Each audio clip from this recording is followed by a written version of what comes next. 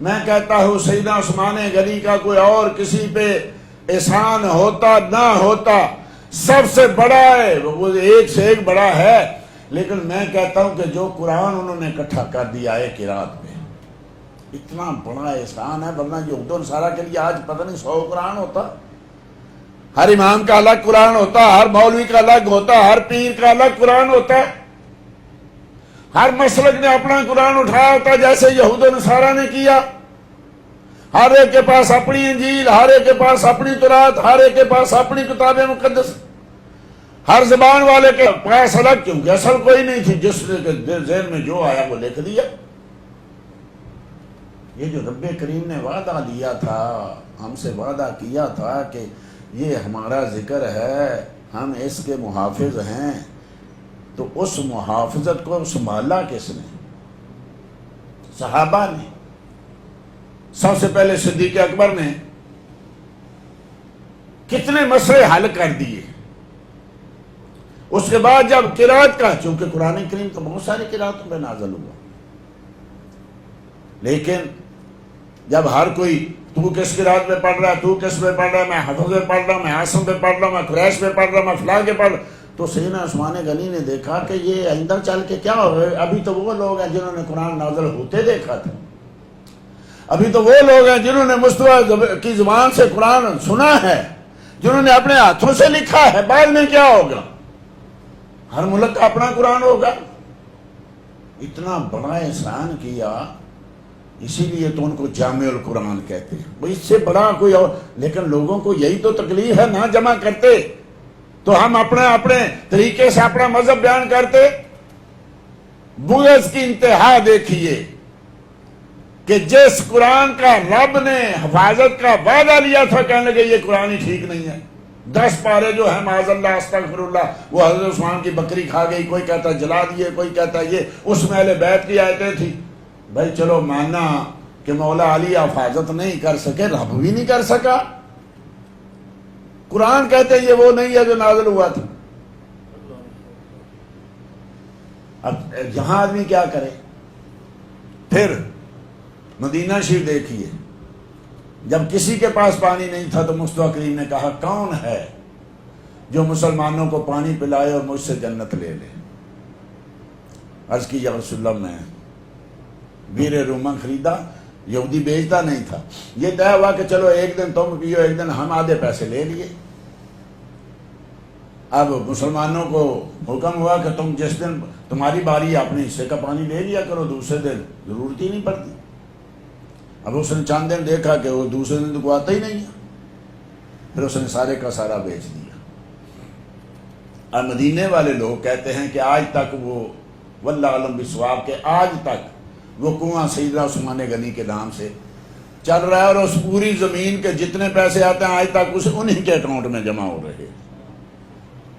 پھر جیسے اسرا، اللہ اکبر، وہ تبوک، چونکہ اس وقت بہت ہی قید کا سماں تھا، اسرا اسی لیے کہتے ہیں اسرا تنگی کا، تو اعلان کیا یہ وہی ہے جیش اسرا جس کی تیاری میں صدیق اکبر نے سوئی تک گھر میں نہیں چھوڑی تھی۔ آج ان پہ اعتراض کرتے ہو؟ یہ دنیا خریدنے والے تھے، یہ لوگوں کے حق کھانے والے تھے۔ سیدنا فاروق اعظم آئے 10 سامان اور مستقیم بیٹھے اعلان کر رہے ہیں، تو سیدنا عثمان غنی، اللہ اکبر، یہ رب کا نام ہے کہ نہیں؟ هو الغنی الحمید، رب غنی ہے نا، کسی نے آج تک عبد الغنی تو نہیں کہا عثمان غنی کو۔ یہاں نہیں رگ پھڑک دی گئی وہ شرک ہو جائے گا، رب بھی غنی، عثمان بھی غنی۔ ارے جس کو میرے محبوب نے جو دے دیا وہ ہو گیا، عثمان غنی، سبحان اللہ۔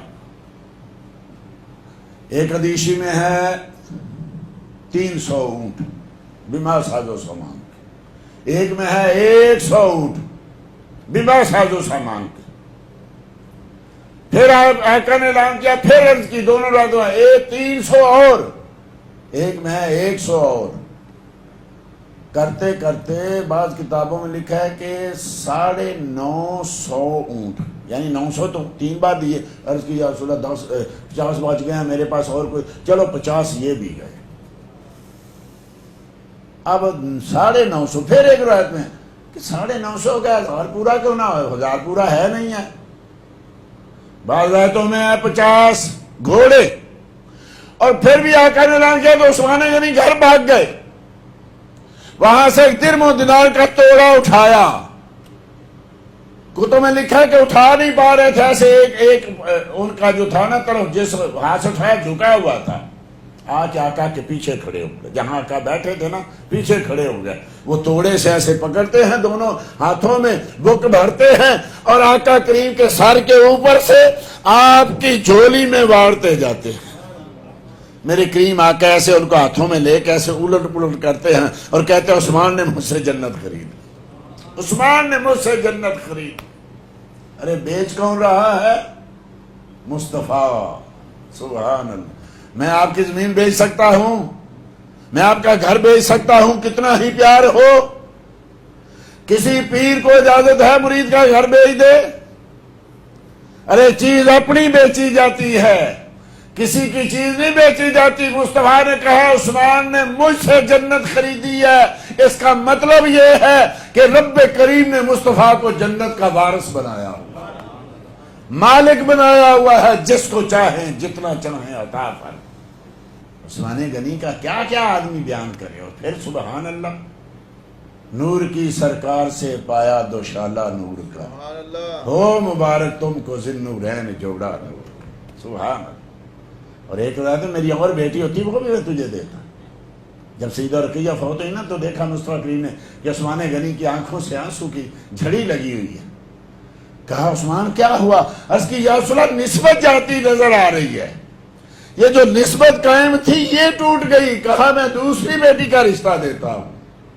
جب وہ فوت ہوئی تو کہا ایک نہ میری 40 بیٹیاں ہوتی، میں یک کے بعد دیگر عثمان تجھے دیتا۔ کیا کیا ان کا، سبحان اللہ۔ رب کریم نے ایسا کرم نوازی ان لوگوں پہ کی، مصطفیٰ کریم کے صدقے آج انہی پہ ڈاکہ ڈالا جا رہا ہے۔ دین کی بات پھیلانا صدقہ جاریہ ہے، ثواب کی نیت سے ویڈیو کو شیئر ضرور کیجیے۔ جزاک اللہ۔